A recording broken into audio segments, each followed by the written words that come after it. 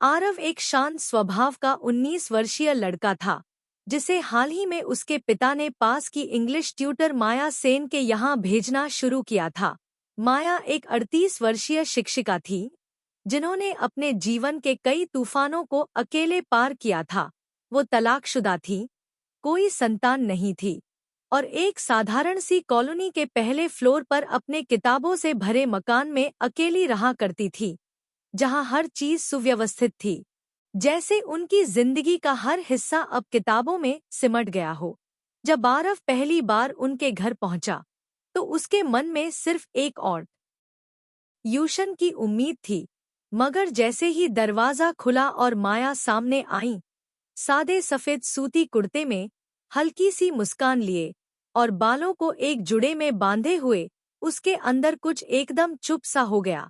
माया ने बिना किसी दिखावे के उसे अंदर बुलाया, टेबल पर किताबें खोलीं और पढ़ाई शुरू की, मगर जिस तरीके से वो हर शब्द को जीवन से जोड़कर समझाती थी, उसने आरव को आकर्षित करना शुरू कर दिया।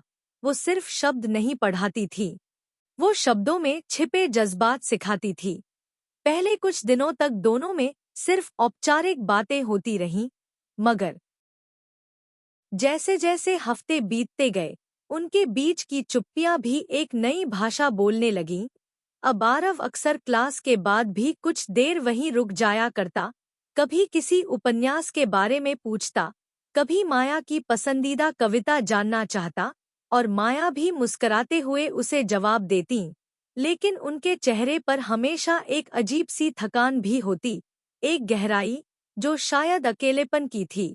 एक दिन जब माया खिड़की के पास खड़ी थी और बाहर बारिश हो रही थी, तो आरव ने यूं ही पूछ लिया, आप अकेली नहीं लगती कभी?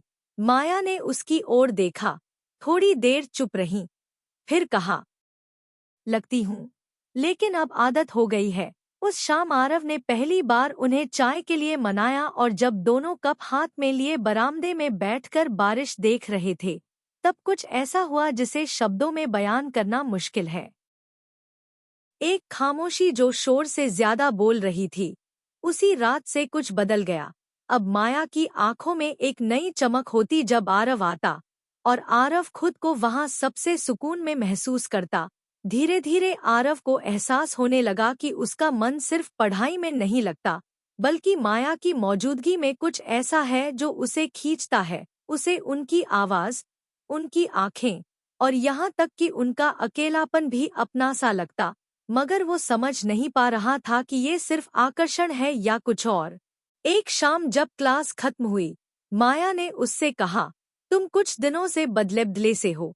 और आरव ने खुद को रोक नहीं पाया, बोला, मैं नहीं जानता मैम, मगर आपसे बात किए बिना अब दिन अधूरा लगता है। माया थोड़ी देर उसकी आंखों में देखती रहीं, फिर हल्के से मुस्कराईं और कहा, तुम बहुत छोटे हो आरव। मगर उस मुस्कान में इनकार नहीं, एक डर था।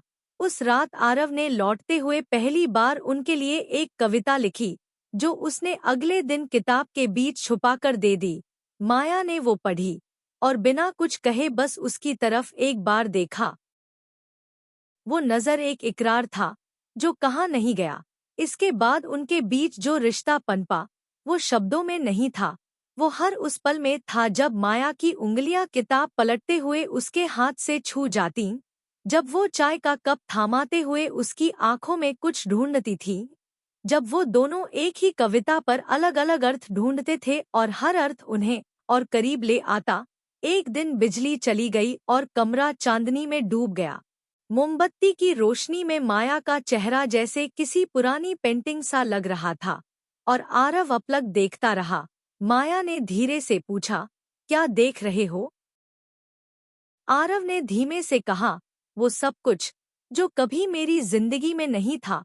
उस पल कुछ भी कहा नहीं गया, मगर बहुत कुछ महसूस किया गया। फिर एक दिन ऐसा आया जब माया ने खुद आरव से कहा, तुमसे बात करके लगता है जैसे किसी ने दिल की दीवार पर दस्तक दी है। और आरव ने उसका हाथ अपने हाथों में लेते हुए कहा, तो दरवाजा खोल दो, मैं भागूंगा नहीं।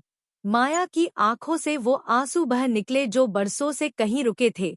उस रात दोनों छत पर खड़े भीग रहे थे, आरव ने जब उसके गाल से पानी की एक बूंद पोंछी तो माया ने उसकी उंगलियां थाम ली और पहली बार उनका सिर आरव के सीने पर टिक गया। वो लम्हा इतना सच्चा था कि उसे किसी नाम की जरूरत नहीं थी।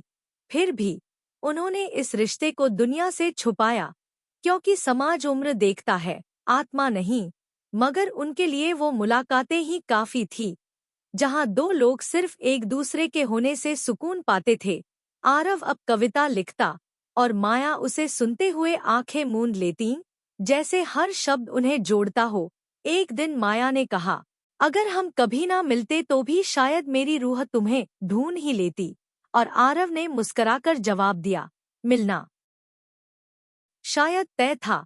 चाहे जिस उम्र में हो, कहानी यहाँ खत्म नहीं होती। मगर उनका साथ एक ऐसी दास्तां बन गया जो न शोर चाहती थी, न ताली। बस वो दो आत्माएं थी जो उम्र की दीवार के उस पार चल रही थी, साथ, चुपचाप, मगर पूरी तरह एक दूसरे में रचीप सी हुई।